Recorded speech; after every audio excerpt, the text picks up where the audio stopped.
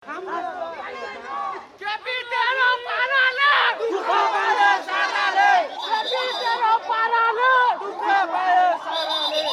Inch भूमिमाथि पनि अतिक्रमण गर्न नसक्ने गरी टुङ्गो लगाउने गरी दबाब सिर्जना गरौँ भन्ने मेरो गर्दन जाला। म यो कुनै पनि सरकारलाई कुनै पनि उसलाई म सुन्नेवाला छैन। मेरो के सकारात्मक सन्देश दिन्छ? अब यो के हो भने उहाँलाई कसैलाई हेलिकप्टर चढ्न रहर लाग्यो होला।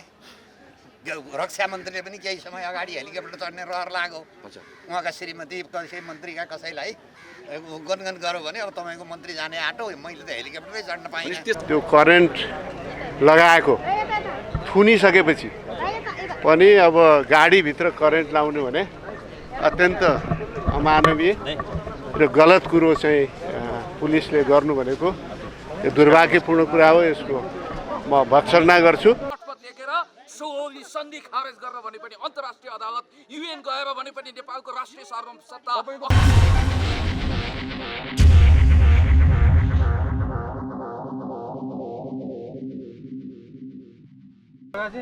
लिम्बियाधुरा लिपुलेक कालापानी जो हाम्रो भूमि हो, त्यसमध्ये जुन लिपुलेकमा हाम्रो भूमिमा भारतले अनधिकृत रूपमा जो बाटो निर्माण गर्यो, भूमि अतिक्रमण गर्यो, त्यसको विरुद्धमा राष्ट्रिय प्रजातन्त्र पार्टीका र अन्य सम्पूर्ण देशभक्त युवा विद्यार्थी बुद्धिजीवीहरू सबैको जुन विरोध प्रदर्शनको कार्यक्रम थियो, त्यसमा गिरफ्तार भएका साथीहरूलाई अहिले छुटाउन र जिम्मा बुझ्ने क्रममा म यहाँ आएको थिएँ। र म फेरि पनि चाहिँ नि तपाईँहरू सबैलाई तपाईँहरू मार्फत आग्रह गर्न चाहन्छु कि भारतको मिचाह प्रवृत्ति, अतिक्रमण जतिसुकै निन्दा र भत्सना गरे पनि कम हुन्छ।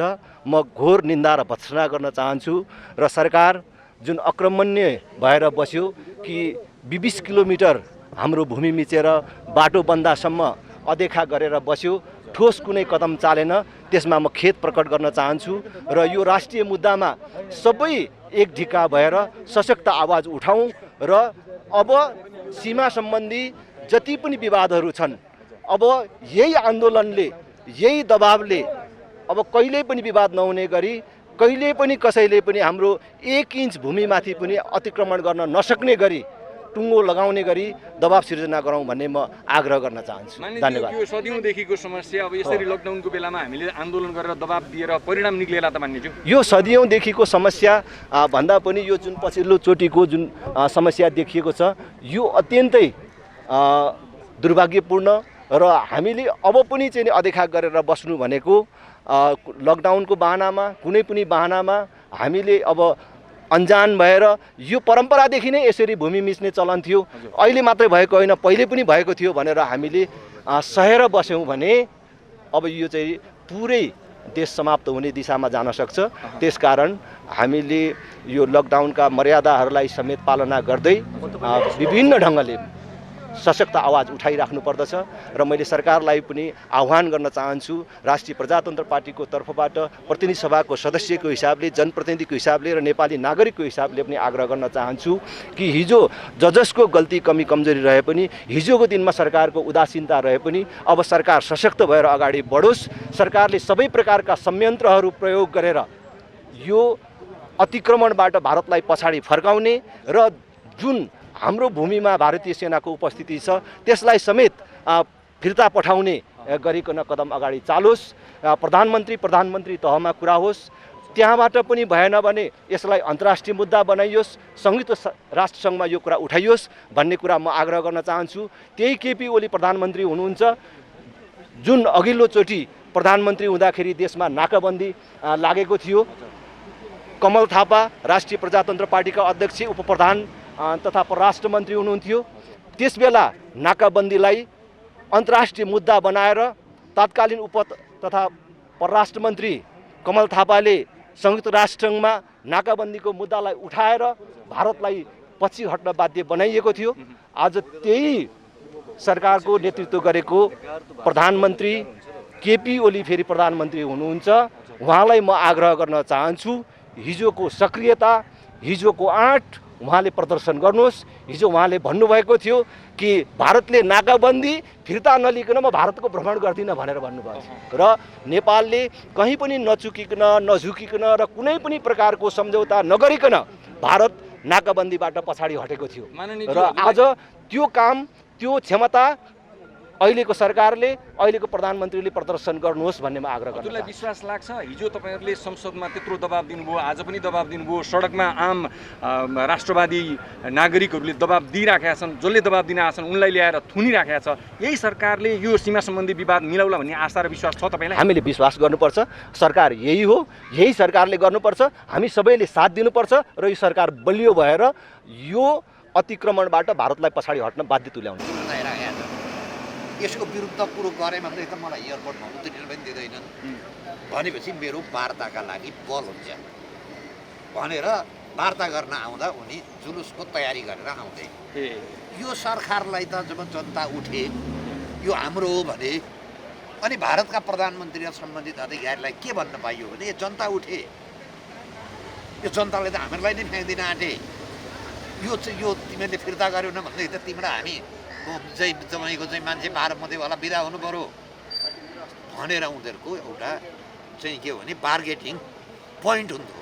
तर दुर्भाग्य उहाँले चाहिँ नेपाल चाहिँ के भने यो काला पानी अथवा यो लिकुलेप हाम्रो भन्न पाउने, जनताले भन्दा चाहिँ के हो भने थुनामा बस्नुपर्ने।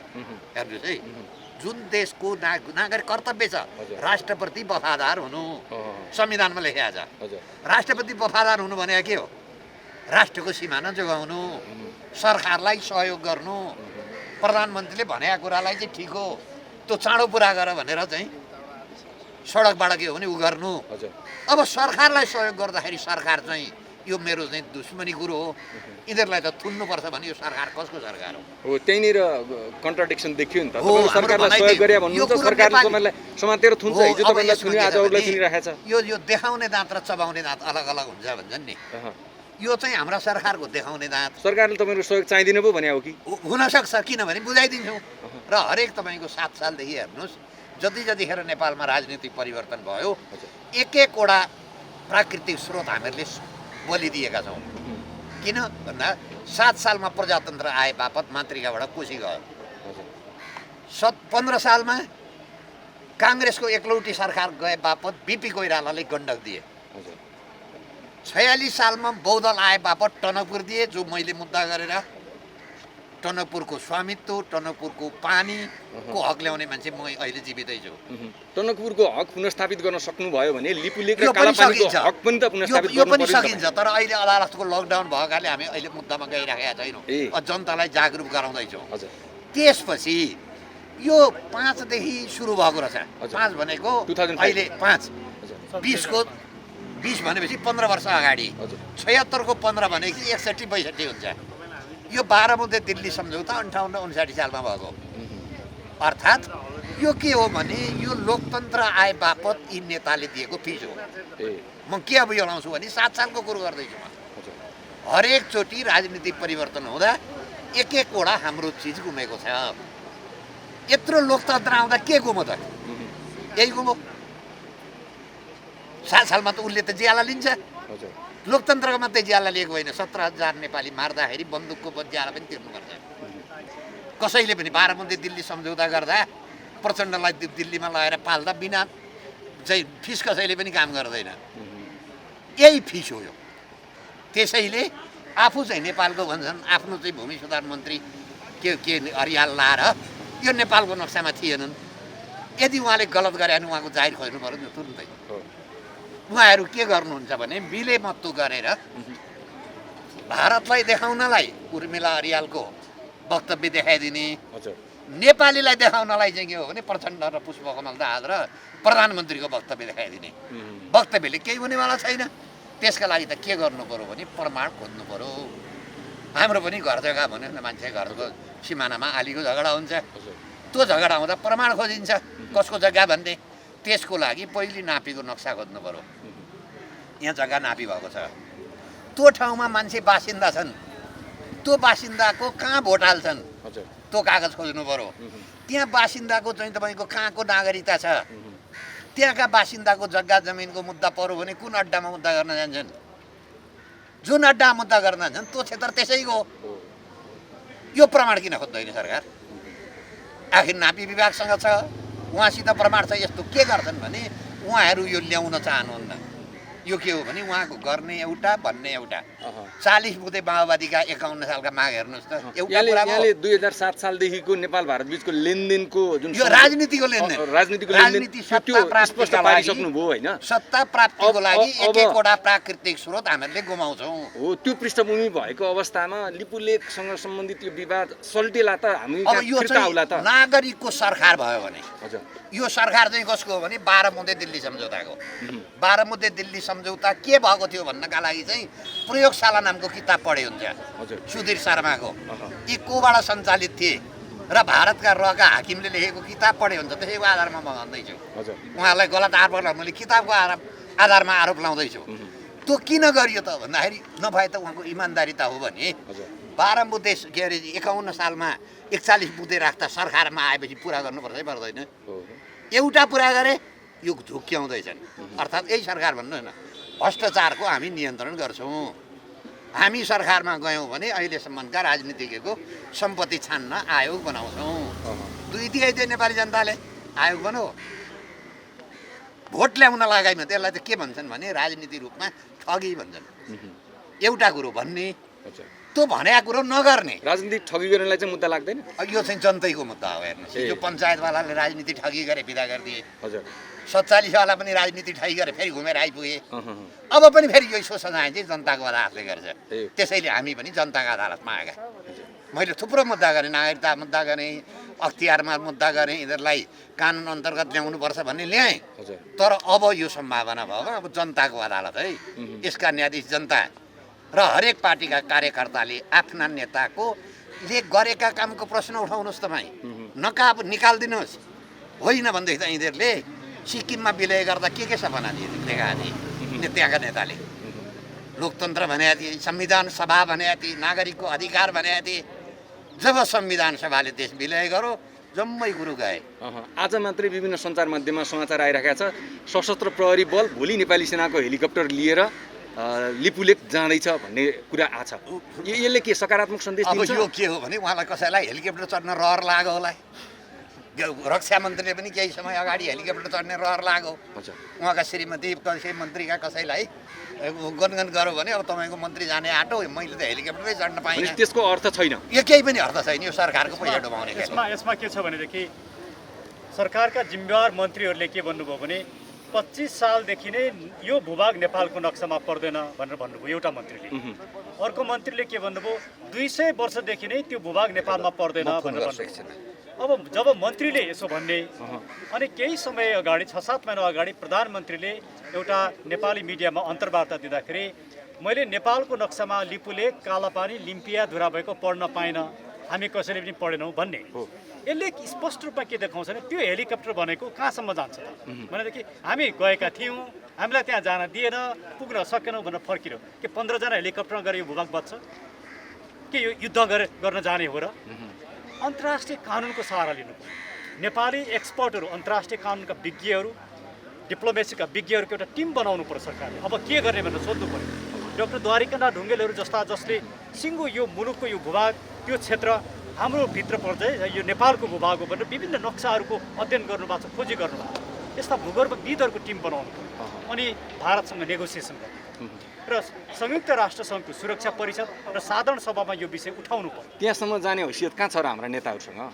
उहाँहरूले त यो विषय उठेको त मलाई लाग्छ अक्टोबर 30, 2019 भारतले आफ्नो म्यापमा हाम्रो नेपालको यो भूभागलाई पार्यो। त्यो बेला नै हामीले यही कुरा भनेका थियौँ कि सबभन्दा पहिला सरकारले एउटा एक्सपर्टहरूको कमिटी गठन गर्नुपर्छ भारतसँग नेगोसिएसन गर्नुपर्छ सुरक्षा परिषद र साधारण सभामा यो विषय उठाउनुपर्छ र आवश्यक परे अन्तर्राष्ट्रिय अदालतमा गएर यो विवाद समाधान गर्नुपर्छ किनकि स्पष्ट छ हामीले सुगौली सन्धिलाई मात्रै हेऱ्यौँ भने सुगौली सन्धिमा के कुरा स्पष्ट बनिएको छ भने काली पश्चिमको भूभाग नेपालले छोडेको छ किनकि काली पश्चिममा पनि हाम्रो भूभाग थियो। सुगौली सन्धिभन्दा अगाडि नेपालको लम्बाइ पूर्वदेखि पश्चिमसम्म झन्डै 1347 एक्ज्याक्ट मलाई फिगर थाहा भएन लगभग 1350 भनौँ न त्यति किलोमिटर थियो। अहिले हामीले त्यसमध्येबाट झन्डै 550 जति गुमाएका छौँ लगभग 40% हामीले गुमाएका छौँ र त्यो कालीदेखि पश्चिममा काली पारी पनि हामीले ठुलो भूभाग गुमायौँ अब कालीपारीको भूभागमा नेपालले दाबी नगर्ने, ती राज्यहरूमा नेपालले दाबी नगर्ने भनेर भनिएको छ। भनेपछि काली नदी लगायतको त्यो भूभाग हाम्रो पर्छ र काली नदी लगायतको भूभाग हाम्रो पर्नासाथ लिम्पियाधुरा, लिपुले, कालापानी हाम्रो स्पष्ट रूपमा पर्छ। बालकृष्णजीले नै मुद्दा गर्नुभयो कि जब महाकाली सन्धिको कुरा उठ्यो, महाकाली सन्धिमा त्यस बेलाको सरकार, अहिलेका प्रधानमन्त्री खड्गप्रसाद ओली पनि त्यो बेला एउटा समितिमा हुनुहुन्थ्यो र उहाँहरूले के भन्नु भने काली नदी चाहिँ बोर्डर रिभर हो है, सीमा नदी हो है। सीमा नदी भन्नासाथ आधी भारतको पर्छ, आधी नेपालको पर्छ। जबकि सुगौली सन्धिले नै त्यो काली रिभर पूर्ण रूपमा नेपालको भनेको स्पष्ट लेखेको छ। सुगौली सन्धिमा हामीले ठुलो भूभाग गुमायौँ, त्यो दुःख हामीलाई छ र फेरि सुगौली सन्धिमा नेपालका महाराजा राजाहरूले सही गरेका छैनन्। त्यसैले सुगौली सन्धि नै कति वैधानिक हो या होइन भन्ने ठुलो कानुनी प्रश्न छ। भोलि हामीले अन्तर्राष्ट्रिय अदालतमा गएर सीमा विवादको मुद्दा भारतसँग लड्नु पर्यो भने भारतसँग हामीले सुगौली सन्धि पूर्वका भूभागहरू पनि माग्नुपर्ने अवस्था आउँछ। यही कारणले भारत सधैँ अन्तर्राष्ट्रिय अदालतमा जानका लागि कुनै न कुनै किसिमले टार्ने र यो विषय नेगोसिएट नै नगर्ने काम गरिरहेको छ। तर यो सरकार राष्ट्रवादी सरकार हो भने यसले आफ्नो भूभाग पनि बचाउनको लागि एक कदम पनि अगाडि जान सक्दैन, अन्तर्राष्ट्रिय कानुनले दिएको अधिकार पनि प्रयोग गर्न सक्दैन भने हामीले कसरी यो सरकारलाई राष्ट्रवादी सरकार भनेर भन्ने? आफ्नो भूमि पनि बचाउन नसक्ने सरकारलाई नागरिकले हामी साथ दिन्छौँ, हामी तिम्रो साथमा छौँ, यो भूमि हाम्रो भूमि हो, हाम्रो भूमि कायम गरौँ भनेर आज समाजका प्रबुद्ध वर्गहरू, सुखदेव भट्टराई जस्ता मान्छेहरू सडकमा आउनु पर्यो, डाक्टर द्वारिकानाथ ढुङ्गेल जस्ता व्यक्तिहरू सडकमा आउनु पर्यो। यो भनेको सरकारलाई त ठुलो सहयोग हो नि, सरकारले यो कुरा बुझ्नु पर्थ्यो, बुझेन। एउटा हाइपोथेटिकल प्रश्न मेरो, तपाईँहरूले यो सरकार लम्पसार पर्यो, सरकार भारतीयहरूकै निर्देशन अनुसार चलिरहेको छ, उनीहरूले बनायो सरकार, यो व्यवस्था नै उनीहरूले ल्यायो भनेर भन्नुभएको छ र अहिले पछिल्लो समय आवाज उठाउँदै आउनु भएको छ अब स्वतन्त्र नागरिकहरूको सरकार चाहिन्छ भनेर भन्नुभएको छ। भोलिका दिनमा तपाईँले भने जस्तै सरकार बन्यो भने भारतका विरुद्ध अन्तर्राष्ट्रिय अदालत जानको लागि हदम्याद जारी रहन्छ, रहँदैन? हदम्याद रहन्छ। हामी पहिला चाहन्छौँ यो सरकारले नै यो भूमि ल्याओस्, हामी यो सरकारलाई सहयोग गर्न तयार छौँ। यो सरकारले ल्याउन सक्दैन भने हामी यो सरकारको विकल्प खोज्छौँ। नागरिक सरकार बन्नु पर्दछ र त्यो नागरिक सरकार बनेपछि तत्कालै नागरिक सरकारले गर्ने प्रायोरिटी मध्येको एउटा प्रायोरिटीमा यो भूभाग फिर्ता गर्ने, भारतसँग नेगोसिएसन गर्ने, अन्तर्राष्ट्रिय अदालतमा जाने लगायतका सम्पूर्ण काम। यो विवादको समाधानका लागि चीनको भूमिका कस्तो हुनसक्छ डाक्टर साहब? चीनको भूमिका महत्त्वपूर्ण हुन्छ। चीन र किनकि भारतले चीनसँगको एक्सेस खोजेको, तर हामी नै त्यो भूभाग प्रदान गर्छौँ नि, हाम्रै भूभागबाट बाटो हामी दिन्छौँ नि, तर हाम्रो सार्वभौम सत्ता कायम हुनु पर्यो। हाम्रो बाटोमा विभिन्न किसिमका फेसिलिटिज हामी दिन्छौँ, त्यसले हामीलाई पनि फाइदा हुन्छ, उनीहरूलाई पनि फाइदा हुन्छ। तर नेपालको अस्मिता र सार्वभौमिक सत्तालाई स्वीकार गरेर, जस्तो भारतले अहिले 408 करोड रुपियाँ खर्च गरेर त्यो बाटो बनाएको छ, त्योभन्दा अर्को डबल पैसा खर्च गरेर झन् राम्रो बाटो बनाउँ न, चीनसँगको एक्सेस हामी दिन्छौँ। तर कुरा के हो भने नेपालको सार्वभौम सत्ता र भौगोलिक अखण्डतालाई मिचेर त्यो नेपालको भूभाग होइन भन्ने बनाएर चाहिँ हामी त्यो कुरा स्वीकार गर्छौँ। सर, अहिलेलाई सरकारले लिपुलेख हाम्रो हो भन्नेलाई फिर्ता ल्याऊ भन्नेलाई पक्रिरहेको छ, तर यही सरकारका अनेरासा बिउका साथीहरू पुण्य गौतमजीहरू पनि अहिले भित्र हुनुहुन्छ। के यो दोहोरो भूमिका सरकारको हो कि यो पुण्यजी अथवा अनेरासा बिउले एउटा पोजिटिभ भाइब्रेट दिएको हो बजार? हामी कसैलाई पनि अहिले राजनीतिक रङ्ग नदिउँ। प्रत्येक नेपाली नागरिक, त्यो नेकपाभित्र हुनुहुन्छ, काङ्ग्रेसभित्र हुनुहुन्छ, राप्रपाभित्र हुनुहुन्छ, देखिँदैन यसमा? त्यो देखिँदैन। अहिले त मुलुकको लागि सबै एक ठाउँ भएर लड्नुपर्छ, जोसुकै होस्, जुनसुकै अभियन्ता होस्, जुनसुकै पार्टीमा भएको व्यक्ति होस्। अहिले अभियानको नाम लिन जरुरी छैन, दलको नाम लिन जरुरी छैन, अहिले राष्ट्रिय एजेन्डा। कतिजना हुनुहुन्छ अहिले भित्र? लगभग 200 जना जति हुनुहुन्छ। 200 जना। नर्मल्ली उहाँहरूले 6 बजे छोड्नुहुन्थ्यो योभन्दा अगाडिका केसमा, आज चाहिँ किन उहाँहरूलाई अझै हामी जनतालाई पेल्न मन लागेर 1-2 घन्टा बढाउन मन लागेको हो कि काम गर्दा गर्दै सङ्ख्याको हिसाबले टाइम लागेको हो? अब सरकारले यो मेसेज दिन खोजेको, तिमीहरू यदि बाहिर निस्किन्छौ र मुलुकको भूभाग बचाउने कुरा गर्छौ भने हामी तिमीलाई धेरै थुन्छौँ है, दुःख दिन्छौँ भन्ने सन्देश दिएको। त्यसैले सरकारले त सबभन्दा पहिला त थुन्नै हुँदैन थियो। यदि नागरिकहरूले आएर शान्तिपूर्ण रूपमा विरोध प्रदर्शन गर्छन् भने त्यो कुरा त सरकारले सुन्नु पर्थ्यो र त्यसलाई एउटा अवसरको रूपमा लिनु पर्थ्यो र सरकारले भन्नु पर्थ्यो हामी नागरिकको साथमा छौँ, हामी भूभाग बचाउनको लागि हामी सक्ने हदसम्म हामी प्रयास गर्छौँ, आजैदेखि हामी यो काम गर्छौँ, यी कामहरू हामीले थाल्यौँ है भनेर नागरिकलाई विश्वास तुल्याउँछ। सरकार त्यो काम गर्न सक्दैन। त्यसैले यो सरकार चाहिँ एक किसिमले भन्दाखेरि 12 बुँदेको जुन उपज भयो, जसले मुलुकको राष्ट्रियतामाथि नै एउटा घात र प्रतिघात गरिरहेछ, त्यसैको श्रृङ्खलाको रूपमा देखिएको छ, किन यसका गतिविधिले त्यो कुरा सिद्ध गरियो। त्यसैले अब नेपाली नागरिक जाग्ने बेला आयो। सर, एउटा अन्तिम प्रश्न गर्छु। ठुलो सङ्ख्यामा विद्यार्थीहरूलाई नजरबन्दमा राखिएको छ। उनीहरूको हालचाल बुझ्न आएको छुटाउन त हामी हेर्नुहोस् देशको लागि लोकतन्त्रको लागि हाम्रो नेता कार्यकर्ताहरू वर्षौँ जेल बसेका छन्। अनेकौँ दुःख कष्ट भोगेर देशमा हामीले लोकतन्त्र स्थापना गरे। हामी चाहिँ एक रात केही घन्टा थुनिँदैमा तर्सिनी र चाहिँ छुट्याइदेऊ भनेर अनुनय विनय गर्नुपर्ने आवश्यकता छैन। तर उनीहरूलाई चाहिँ थुनिराख्नु कि देशको बारेमा देशको अखण्डताको बारेमा यो सरकारले जुन व्यवस्था गरेको छ उदासीन भएको छ त्यस विषयमा विद्यार्थीहरूले बोल्दाखेरि विरोध गर्दाखेरि उल्टो विद्यार्थीहरूलाई मलाई भने कि यो गाडीभित्र पनि पक्रेर पुलिसको भ्यानमा राखिसकेपछि पनि कुटपिट गरिया छ। कुटपिट मात्रै होइन त्यो के अरे करेन्ट त्यो खास उनीहरूको चाहिँ त्यो ब्याट्री सहितको के करेन्ट लगाउने हुँदो रहेछ। त्यो करेन्ट लगाएको थुनिसकेपछि पनि अब गाडीभित्र करेन्ट लाउनु भने अत्यन्त अमानवीय र गलत कुरो चाहिँ पुलिसले गर्नु भनेको यो दुर्भाग्यपूर्ण कुरा हो। यसको म भर्त्सना गर्छु र हरेक नागरिकको देशको बारेमा जनताको बारेमा बोल्ने अधिकार छ र हामी बोलिराख्छौँ र यो सरकारको नालायकीपन आक्रमण्यताको हामी विरोध गर्छौँ। यदि यो सरकारले निरन्तर रूपमा आफ्नो कुराहरू राखिरहेको भएदेखि मलाई लाग्छ कि यो खाले झन् त्यसमा चाहिँ सघन रूपमा भारतले बाटो बनाउने थप संरचना बनाउने काम गर्दैन थियो होला।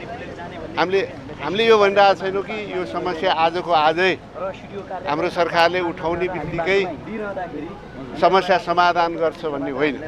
तर हामी लागिरह्यौँ भने हाम्रो सरकारले यो विषयलाई प्राथमिकतामा राख्यो भने ढिलो चाँडो समाधान हुन्छ। हामीले त उठाइराखेका थियौँ हिजोको दिनमा पनि सुशीलजी प्रधानमन्त्री हुँदा त्यसपछि म परराष्ट्र मन्त्री हुँदाखेरि पनि हामीले विषयलाई चाहिँ उठायो। तर यो राष्ट्रियताको नाउँमा निर्वाचित भएको सरकारले पुरै यो विषयलाई आँखा चिम्ल्यो, प्राथमिकतामा राखेन।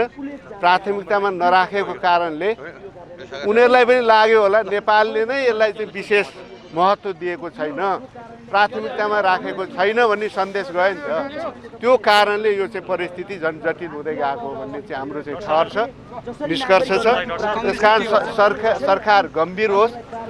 सरकारले हो कूटनीतिक तवरमा वार्ता अगाडि बढाउने। हामीले विपक्षी पार्टीले त वार्ता गर्दैन देशसँग, सरकारले गर्ने हो। त्यो जिम्मेवारी जनताले अहिलेको सरकारलाई दिएको छ। तर सरकारले आफ्नो कर्तव्य चाहिँ पुरा गरिराखेका छैन। यो दुर्भाग्यपूर्ण कुरा हो र चाहिँ सरकारले तत्काल कूटनीतिक बाटोभन्दा अर्को बाटो छैन। कूटनीतिक तहमा उच्च तहमा यो प्राथमिकताको विषय हो, हामीसँग प्रमाण छ र यो विषय चाहिँ हामी यो विषयलाई हामीले गम्भीरताका साथ लिएका छौँ र यो तत्काल चाहिँ समाधानको बाटोमा अगाडि बढौँ भनेर चाहिँ सरकार प्रस्तुत हुनुपर्छ, सरकार र प्रतिनिधि प्रस्तुत हुनुपर्छ। र यसमा चाहिँ आलटाल गर्ने, थाहा पाएर पनि थाहा नपाए जस्तो गर्ने, फेरि पछि चाहिँ हामीलाई त पहिल्यैदेखि थाहा थियो भन्ने, यो चाहिँ यसबाट चाहिँ सरकारको गलत मनसा स्पष्ट प्रकट हुन्छ। विपक्षी दलको नाताले र आम नेपाली नागरिकको नाताले पनि हामी माग गर्छौँ सरकार गम्भीर होस् र उच्च। अहिले यो सरकारको तालमालले त सरकारले समाधान गर्छ भन्ने हामीले आशा गरेका छैनौँ। तर पनि देशको जिम्मा उहाँहरूको हातमा छ, उहाँहरू देश सञ्चालन गरिरहनु भएको छ।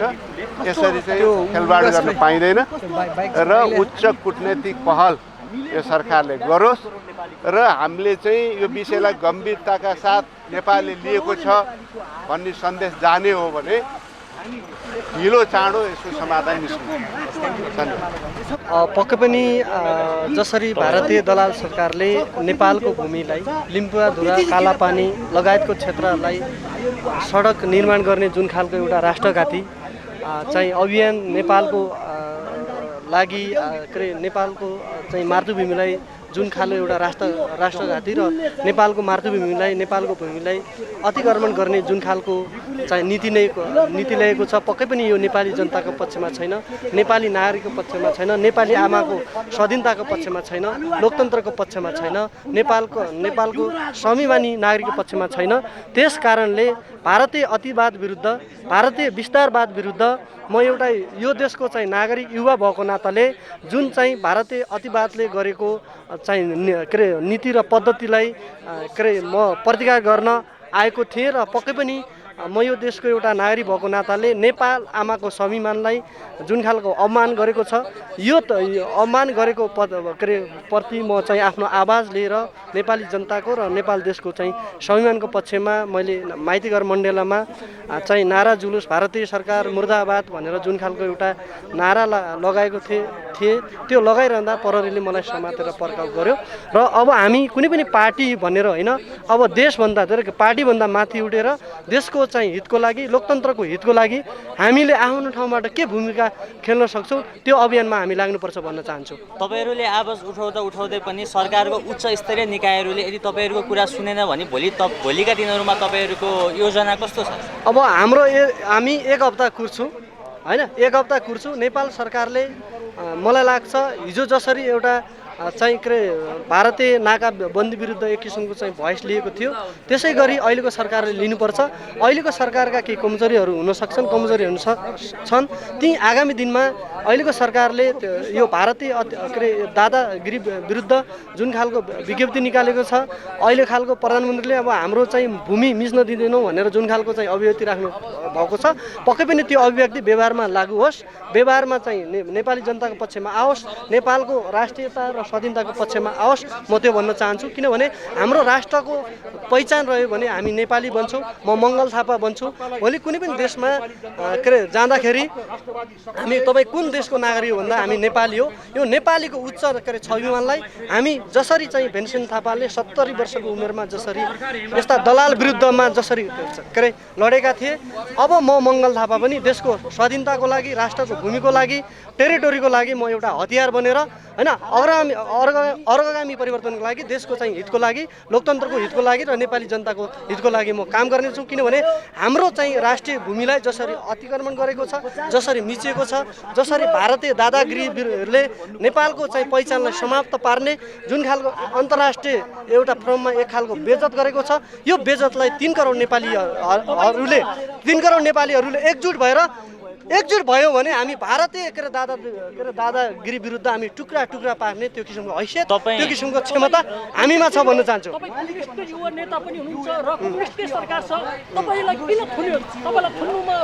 यस्तो छ, अब मैले भने नि अहिले म सरकारलाई चिन्दैन, कम्युनिस्टलाई चिन्दैन, म केवल नेपाल आमाको माटोलाई चिन्छु, नेपाल आमाको भूमिलाई चिन्छु, नेपाल आमाको टेरिटोरीलाई चिन्छु। जबसम्म यो टेरिटोरी फेर्दा हुँदैन, के अरे भूमि फेर्दा हुँदैन, त्यहाँसम्म मङ्गल थापाको गर्दन जाला, मङ्गल थापाको गर्दन बरु लेकुले कालापानीको के अरे क्षेत्रमा गएर मेरो गर्दन जाला। म यो के अरे कुनै पनि सरकारलाई, कुनै पनि के अरे उसलाई म के अरे सुन्नेवाला छैन। मेरो नितान्त निस्वार्थ तरिकाले देशभक्ति आवाज सधैँ नेपालको आमाको लागि अहिले मलाई चाहिँ कुन अवस्था छोड्यो भन्दा पनि, किनभने स्वार्थ केही पनि छैन, स्वार्थ केही छैन। हाम्रो एउटै शर्त छ, नेपाल आमाको चाहिँ के अरे भूमि फेर्दा होस्, नेपालको स्वाधीनता चाहिँ उच्च बन्नुपर्छ। स्वार्थ हामीलाई स्वार्थ केही पनि छैन, कुनै स्वार्थ छैन, शर्तमा छैन। हामी भोलिका दिनमा राष्ट्रियताको आन्दोलनमा यो देशको तपाईँको राष्ट्रियता रक्षा गर्नको लागि नेपालीहरूले आफ्नो तपाईँको भूमि रक्षा गर्नको लागि आज नेपालको मेची र महाकालीदेखि पूर्व र पश्चिमदेखि चाहिँ आफ्नो घरबाट उठ्ने अवस्था छ। किनकि यो सरकारले पछिल्लो 12-14 वर्षदेखि गृहकार्य हुँदै आएको भारतले तपाईँको लिपुलेकबाट मानसरोवरसम्म जुन चाहिँ एउटा चाहिँ बाटो खनिसकेको छ, यो नाङ्गो तपाईँको चाहिँ नेपाल राष्ट्रलाई चाहिँ हस्तक्षेप गरिएको छ। र म अर्को कुरा के भन्न चाहन्छु भने यो तपाईँको नेपालको भूमि रक्षा तपाईँको चाहिँ हडप्नुमा चाहिँ भारतको मात्रै हात छैन, यसमा चाइनाको पनि हात छ। र सबैभन्दा सुनियोजित कुरा के छ भने भारत र चाइना मिलेर नेपालमा चाहिँ तपाईँको जुन चाहिँ तपाईँको हस्तक्षेपकारी भूमिका खेलेका छन् यसले के देखाइरहेको छ भन्दा अहिले नेपाल सरकारमा म एउटा कुरा गम्भीर कुरा के उजागर गर्न चाहन्छु भने यो तपाईँको चाहिँ लिपुलेखको विषय जब उजागर भइसक्यो यस पछाडि नेपाल कम्युनिस्ट पार्टीमा जुन विवाद छ, जुन चाहिँ तपाईँको प्रचण्डको र कमरेड ओलीको बिचमा चाहिँ जुन विवाद छ, यो विवाद मिल्न सक्छ कि भन्ने कुरा छ। यसकारण मैले अहिले के भनिरहेको छु भने मैले हिजो फेसबुकको स्ट्याटसतिर पनि के भने यदि यो संयोग मात्र होइन महाराज, यो संयोग मात्र होइन, हामीले तपाईँहरूलाई महाराज कति बेलासम्म मान्ने? तपाईँको कोरोनाको बिचमा नेपालको राष्ट्रियतामाथि आक्रान्त तरिकाले चाहिँ आक्रमण गर्नु, त्यस पछाडि अर्को कुरा चाहिँ त्यस पछाडि यही कोरोनाको बिचमा नेकपाको बिचमा चाहिँ सत्ता ढल्नेसम्मको तपाईँको चाहिँ योजना बन्नु र फेरि यही बिचमा चाहिँ तपाईँको नेपालको राष्ट्रिय स्वाधीनतामाथि चाहिँ लिपुलेखमाथि चाहिँ जुन आक्रमण गरिएको छ यो कदापि संयोग मात्र मान्न सकिँदैन। नेपालका हरेक राजनीतिक दलहरू यसमा चाहिँ समाहित छन्, यसको एक एक छानबिन गर्नुपर्छ। नेपाली जनताहरूलाई म यही मिडियाबाट के चाहिँ तपाईँको घोषणा गर्न चाहन्छु भने तपाईँहरूले देशबाट चाहिँ देश बचाउनको लागि अभियानको लागि यो रगत तपाईँको माग्छ भने यो भूमिले यो रगत माग्छ भने त्यो रगत तपाईँको चाहिँ दिनको लागि तयार हुनुपर्छ। तपाईँ हामी एउटा राष्ट्रिय झन्डामा आउनुपर्छ। यति बेला कम्युनिस्ट हाम्रो यति बेला समाज नेपाल आमाको डिएनए छ, राष्ट्र एकजना बोलिदिनुहोस् म तपाईँलाई एकछिन म के भन्न चाहन्छु भने यो देश रक्षा गर्नको लागि कम्युनिस्ट, काङ्ग्रेस, समाजवादी या मधेसी यो फोरम सबै कुरा छोडिदिनुहोस्। यति बेला राष्ट्रियताको आन्दोलन उठान गर्नको लागि यो देशको मुटुलाई, यो देशको तपाईँको चाहिँ हाम्रो मुटु मानिएको लिपुलेखलाई बचाउनको लागि हामीले तपाईँको कुनै वादलाई चाहिँ अस्वीकृत गरिदिन, यो वादलाई अस्वीकृत गरेर यो राष्ट्र बचाउ अभियानमा लाग्नुपर्छ। आवश्यकता पर्यो नि तपाईँ हामी नेपाली जनताहरू आवश्यकता पर्यो नि भीषण आन्दोलनको लागि तयारी हुनुपर्छ। हामी लकडाउनको बिचमा आफ्नो ज्यानलाई आहुति फिराएर आज 5-6 घन्टादेखि यहाँ छौँ। यसको मतलब के हो भने हामी हाम्रो लागि लडिरहेका छैनौँ, यो देशको मुटुको लागि लडिरहेका छौँ। म भन्न चाहन्छु सम्पूर्ण पत्रकार मित्रहरूलाई, सम्पूर्ण देशभक्तहरूलाई, तपाईँ हामी जहाँ छौँ यति बेला लकडाउनकै बेलामा भारतीय हस्तक्षेप चाहिँ तपाईँको चाहिँ नाङ्गो रूपमा चाहिँ प्रदर्शन भएको छ। नेपालीहरू बाहिर आउन चाहँदैनन्। यसकारण लिपुलेखलाई सदाको लागि हाम्रो बनाउन सकिन्छ भने जुन धारणा यिनीहरूले राखेका छन् यसको डटेर प्रतिवाद गर्नुको चाहिँ विकल्प छैन। मङ्गलजी, तपाईँलाई म एउटा प्रश्न सोध्न चाहन्छु। तपाईँ धेरै जसो सरकारको प्रशंसा गर्ने मान्छे, आज तपाईँलाई नै समातियो, तपाईँलाई नै भित्र राखियो। अब यो सरकारको प्रशंसा मैले निकट विगतका दिनमा सरकारको राम्रो पक्षमा चाहिँ मैले वकालत गरेको छु, बहस गरेको छु। नराम्रो कुरामा मैले के कमेन्ट गरेको। आजको कुरामा के भन्न चाहन्छु भने म नेपाल सरकारलाई के अपिल गर्न चाहन्छु भने पक्कै पनि नेपाल सरकारका प्रधानमन्त्री केपी शर्मा ओलीज्यूले जुन किसिमको एउटा विज्ञप्ति एक किसिमका विभिन्न किसिमका मिडियामा आएको छ, म राष्ट्र जनताको र नेपालको टेरिटोरीको हितमा म काम गर्नेछु। यो कार्यशैलीप्रति, यो स्टेटमेन्टप्रति म उहाँलाई धन्यवाद दिन चाहन्छु। किनभने मुलुकको समस्याको समाधान हामीले चर्का नारा लगाउनु त पर्छ, तर हामीले के भने पञ्चशीलका सिद्धान्त अनुरूप हाम्रो देश पञ्चशीलका सिद्धान्त अनुरूप चलेको राष्ट्र हो। हामीले कूटनीतिक तरिकाले अहिलेको सरकारले कूटनीतिक डायलग एउटा चाहिँ गरेर भारतीय प्रधानमन्त्री नरेन्द्र मोदीसँग 1-to-1 वार्ता गरेर मुलुकको समस्या, मुलुकको टेरिटोरी फेर्दा गरेनौँ भने त्यसका विरुद्धमा हामी अन्तर्राष्ट्रिय अदालतमा जानुपर्छ। हामी संयुक्त राष्ट्र सङ्घ सदस्यको हैसियतले हामीले अमेरिकन लाइब्रेरी र ब्रिटिस लाइब्रेरीले भनेको छ कि कालापानी लिपुवा लेक र लिम्पुवाधुरा भनेको नेपालको जमिन हो, नेपालको टेरिटोरी हो। यदि त्यो टेरिटोरीलाई अहिलेको भारतीय दलाल सरकारले हाम्रै कुनै नेताको एउटा स्वार्थमा यो भूमिलाई बेच्ने काम, अतिक्रमण गर्ने काम, अझ यसलाई चाहिँ कानमा तेल हालेर सुत्यो भने त्यसको प्रतिकार गर्न हामी युवाहरू नेपाली जनता तयार छौँ। हामी भारतसँग लड्न हामी युवा सक्दैनौँ भने सक्दैन। देशभक्त आन्दोलन गरेर मुलुकको चाहिँ टेरिटोरीलाई फिर्ता गर्ने काम, त्यो काम हाम्रो कानमा आएको छ। यो जिम्मेवारीलाई हामीले नैतिक तरिकाले नेपाल आमाको रक्षा गर्नेछौँ। नेपाल भूमिका हामी रक्षा गर्ने त्यो अभियानमा हामी लाग्नेछौँ। यहाँले नेकपाको कार्यकर्ता भन्दै गर्दाखेरि देश बचाउ अभियान, भारतद्वारा अतिक्रमित नेपाली भूमि बचाउ अभियानमा लाग्दै गर्दा यहाँकै पार्टीको सरकारले गिरफ्तार गर्यो। यहाँको अब नेकपासँगको आबद्धता रहन्छ कि रहँदैन, या कसरी बुझ्नु? मेरो पक्कै पनि नेकपासँग आबद्ध रहन्छ। मैले पार्टीभित्रका अन्तर समस्या अन्तर्दन्तरलाई अतिवादलाई मैले खबरदार गर्नेछु, किनभने म कुनै पनि पार्टी चेन्ज गर्ने मान्छे होइन। म नेपाल कम्युनिस्टको कार्यकर्ता भएर जन्मेको छु। आगामी दिनमा नेपाल कम्युनिस्टको कार्यकर्ता भएर म गिरफ्तारी गर्ने। यहाँ सुन्नुहोस्, गिरफ्तारीमा अब सरकारका कमजोरीहरू छन्, किनभने मुलुकको नागरिक राष्ट्रियको स्वाधीनताको विषयमा बोल्दाखेरि यो किसिमको चाहिँ आतङ्कवादी शैलीले हामीलाई गिरफ्तार गर्नु यो कमजोरी हो। आगामी दिनमा म नेपाल सरकारलाई के अपील गर्न चाहन्छु भने यी कमजोरीहरू नदोहोऱ्याइकन नेपालको रक्षा गर्न चाहने सम्पूर्ण देशभक्ति युवाहरूलाई एकताबद्ध रूपमा लिएर होइन देशको चाहिँ भूमिलाई रक्षा गर्ने त्यो खालको वातावरण बनाओस्। म सरकारलाई अपिल गर्न चाहन्छु। अर्को सरकारलाई के सुझाव दिन चाहन्छु भने इन्टरनेसनल डिप्लोमेसीको रुल एन्ड रेगुलेसनमा लेखेर सोहोली सन्धि खारेज गर्न भने पनि अन्तर्राष्ट्रिय अदालत युएन गएर भने पनि नेपालको राष्ट्रिय सार्वभौमसत्ता अखण्डता स्वतन्त्रता पढ्दैनन्। तपाईँको पार्टीका नेताहरू इतिहासमा नेपालको नक्सामा कालापानी लिम्बिया धुरा कहिले थिएन भनेर बोल्छन्, अभिव्यक्ति दिन्छन्। त्यो कसैले बोलेको छ भने त्यो सरासर राष्ट्रघाती अभिव्यक्ति हो। हामी त्यसो भन्दैनौँ। पद्मा आर्याले बोल्नु भएको छ। उहाँले बोलेको मैले सुनेको छैन। यदि उहाँले बोलेको कसैले तथ्य र प्रमाण ल्याउँछ भने त्यो असह्य विषय हो, त्यसलाई हामीले टोलरेट गर्दैनौँ। उहाँले राजीनामा दिनुपर्छ पर्दैन त्यस्तो। यदि उहाँले बोलेको हो भने म सम्माननीय प्रधानमन्त्रीज्यूलाई एकचोटि फेरि रिकन्सिडर गर्नको निम्ति हार्दिक अनुरोध गर्दछु।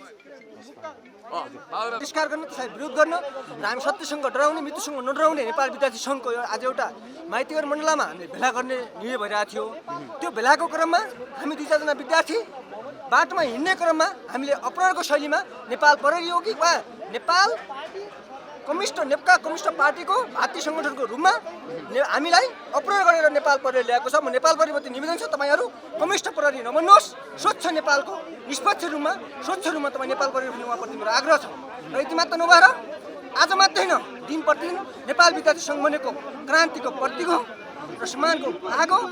नेपी सङ्घले अझै पनि यदि सीमामा यो देशका परराष्ट्र मन्त्री स्वर्गीय कमरेड केपी ओलीले कुनै पनि निष्कर्ष र भारतीय विस्तारवादले कुनै निर्णय दिन सक्दैन भने नेपाल विद्यार्थी सङ्घले सदाभर आजदेखि नभएर दिन प्रतिदिन महिनौ दिनसम्म यो देशमा आन्दोलन जारी गर्छ। जस्तो कतिपय विद्यार्थी साथीहरूलाई गाडीमा लिएर आउँदा करेन्ट लगाइयो भन्ने कुरा पनि आएको छ, के हो यो सत्य त के हो? धेरै तपाईँले मलाई गम्भीर प्रश्न सोध्नुभयो, तपाईँले मलाई धन्यवाद गर्छु। किनकि जब आज विद्यार्थी भनेको प्रेस भनेको कहिले पनि सत्तापक्ष हुँदैन, त्यो प्रतिपक्ष रहन्छ। तर सम्मान गर्नु पर्थ्यो। हामी राष्ट्रको गहना भनेर विद्यार्थी बुझ्नु पर्थ्यो। तर कोटेश्वर बहुमुखी विद्यार्थीहरूलाई उहाँले चाहिँ करेन्टको शैली करेन्ट लगाएर आज नेता उहाँसँग भावना नभएर विद्यार्थीलाई करेन्ट लगाएर उहाँले गाडीमा अपराध शैलीमा हाल्नुभएको छ। त्यसको म घोर भर्त्सना निन्दा गर्दछु र यस्ता कार्यहरू यस्ता शैलीहरू र पूर्ण दिनमा आउँदो दिनमा नहोस् भनेर म नेपाल प्रहरी नेपाल सरकार र गृह मन्त्रालयबाट म आग्रह गर्दछु।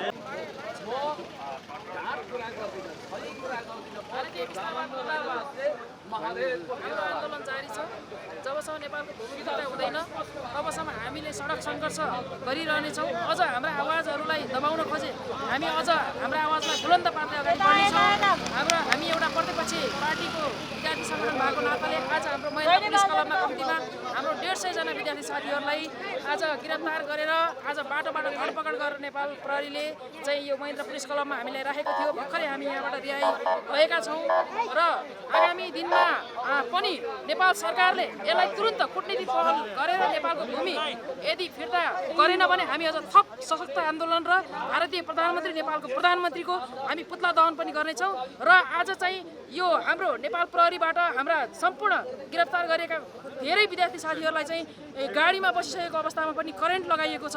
यो अमानवीय र अत्यन्तै क्रूर यो चाहिँ पाशविक यो कुरा हो भन्ने कुरा म अवगत गराउन चाहन्छु। यसरी दमनको पनि एउटा सीमा हुन्छ, यसरी आवाज दबाउने पनि सीमा हुन्छ। गाडीमा राखिसकेको मान्छेलाई 17जना हाम्रो विद्यार्थी साथीहरूलाई चाहिँ उहाँहरूले करेन्ट लगाउनु भएको छ।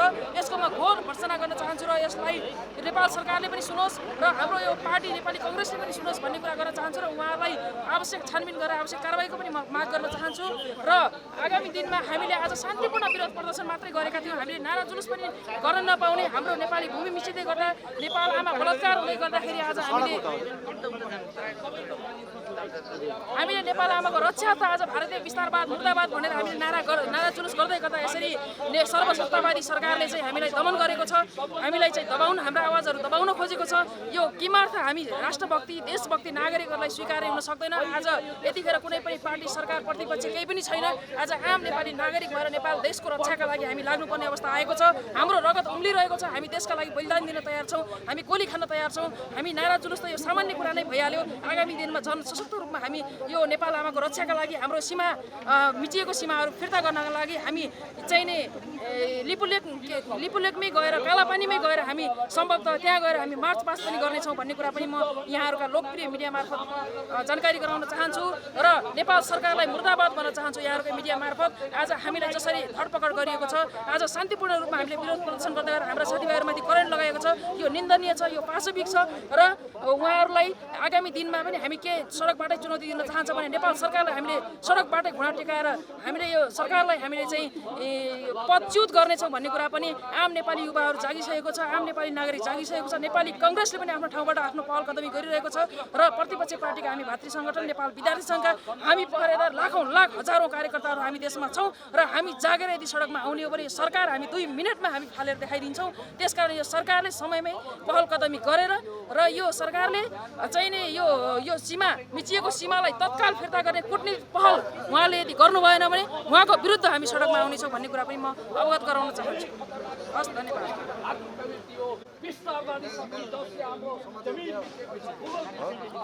सर्वप्रथम म के भन्न चाहन्छु भन्दाखेरि नेपाल विद्यार्थी सङ्घको तर्फबाट आज हामी चाहिँ रहरले हाम्रो चाहिँ इच्छा भएर हामी यहाँ आएका होइनौँ। हामी यहाँ हामीलाई चाहिँ गिरफ्तार गरेको होइन।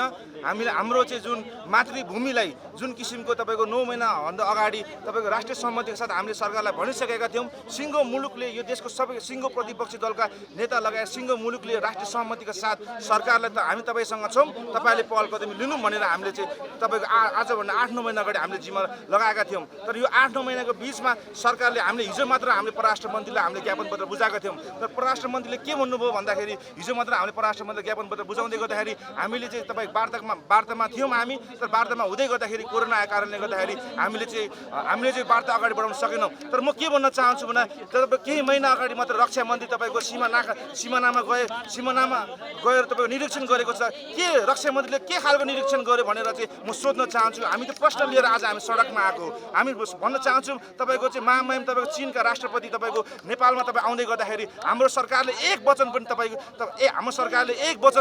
चाहिँ चीनलाई चाहिँ तपाईँहरूले यो भारत र चीनले किन तपाईँले चाहिँ नेपाललाई चाहिँ नेपालको भूमिमा तपाईँले सन्धि गर्नुभयो भनेर एक वचन पनि सोध्न सक्नु भएन। हाम्रो सरकारले तपाईँको चिनिया राष्ट्रपति आउँदै गर्दाखेरि यस्ता विभिन्न तपाईँको चाहिँ क्वेसनहरू विभिन्न तपाईँको प्रश्नहरू चिन्हहरू आज आम नेपालीहरूको मनमा बसेको छ। त्यस कारणले गर्दाखेरि हामीले चाहिँ तपाईँको आफ्नो देश रक्षाको लागि सीमा रक्षाको लागि हामी कुनै पनि कसुर हामी बाँकी रहन्नौँ। हाम्रो तपाईँको देशको तपाईँको 1 इन्च पनि हामी चाहिँ हाम्रो भूमि हामी कुनै पनि हालतमा हामी छोड्न सक्दैनौँ। र सरकारलाई पनि हामीले चाहिँ तपाईँलाई हामीले के मात्र भन्न खोजेको भन्दाखेरि हामीले चाहिँ तपाईँको सरकारलाई चाहिँ यो हाम्रो जमिन हाम्रो मातृभूमि तपाईँले सरकारले तपाईँको बेच्नु भएको हो कि तपाईँको यो भारत र चीनले यो मिचेको हो भनेर हामीले सोध्नको लागि आज हामी आउँदै गर्दाखेरि हामीलाई जुन किसिमको दमन तपाईँको नेपाल प्रहरीबाट भएको छ। आज म नेपाल प्रहरी र तपाईँको नेपाली सेनालाई सरकारले तपाईँको सिमानामा राखेर तपाईँको त्यहाँ तैनात गर्नुको सट्टा आम विद्यार्थीहरू निहत्था विद्यार्थीहरूलाई करेन्ट लाउने सम्मको तपाईँको चाहिँ जुन किसिमको दमन गरेको छ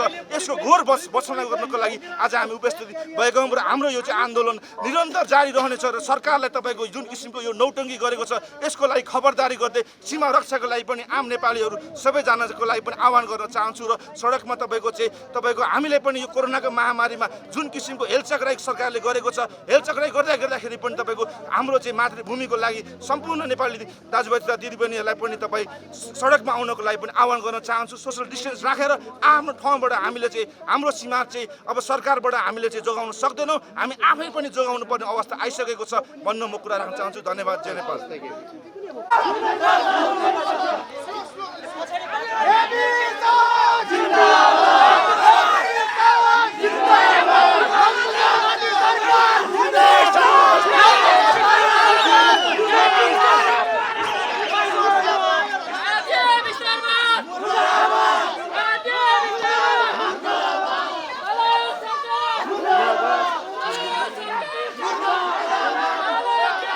मुर्दाबाद